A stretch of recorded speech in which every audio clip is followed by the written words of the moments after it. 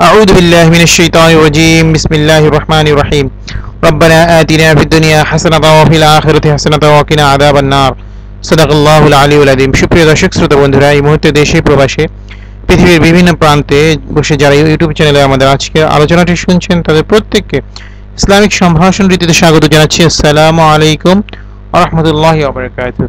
বন্ধুরা, আমরা প্রতিনিয়ত স্বাস্থ্য এবং পুষ্টি সংক্রান্ত বিভিন্ন তথ্য উপাত্ত নিয়ে আপনাদের সামনে ভিডিও টিউটোরিয়াল উপস্থাপন করে থাকি। তারই ধারাবাহিকতায় আমরা আজকে আলোচনা করব কিভাবে দ্রুত রক্তচাপ কমিয়ে ফেলা যায়। আর সেই দ্রুত রক্তচাপ কমিয়ে ফেলার কিছু কৌশল নিয়ে আমাদের আজকের পরিবেশনা। চলুন জানা যাক।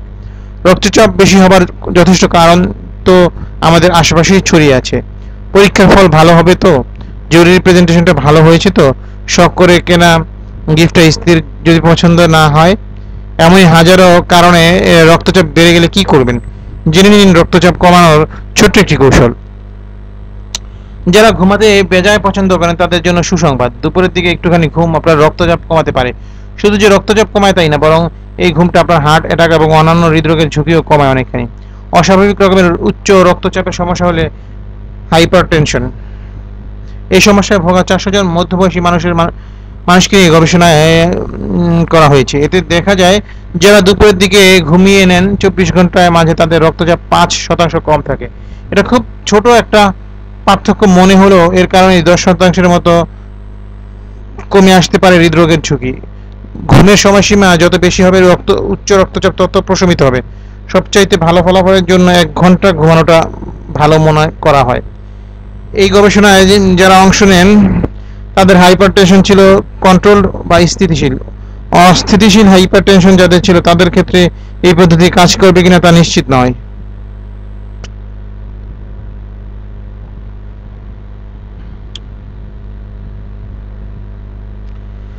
অনেকে মনে করতে পারেন দুপুরে শুধুমাত্র বিশ্রাম নিলে কমে যাবে রক্তচাপ, কিন্তু আসলে এর জন্য প্রয়োজন ঘুমের REM পর্যায়ে ঠিক আগে রক্তচাপ কমে যায় সবচাইতে বেশি, তাই ঘুমটা প্রয়োজন।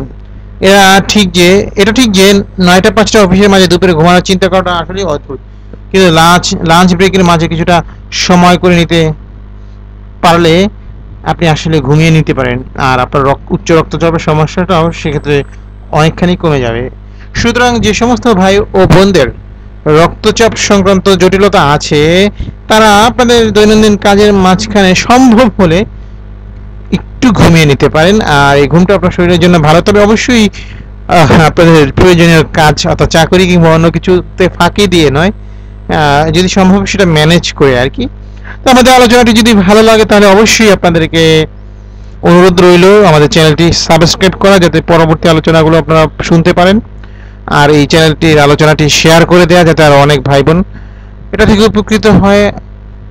আর আমাদেরকে কিছু জানানোর থাকলে কমেন্ট সেকশনে সেটা লিখে পাঠাবেন। চ্যানেলটিকে অবশ্যই লাইক দিবেন। আপনাদের সার্বিক সহযোগিতা আমরা কামনা করি, আর আমরা দোয়া করি আল্লাহ তাআলা আপনাদের প্রত্যেককে সুস্থ সুন্দর স্বাভাবিক জীবন দান করুন।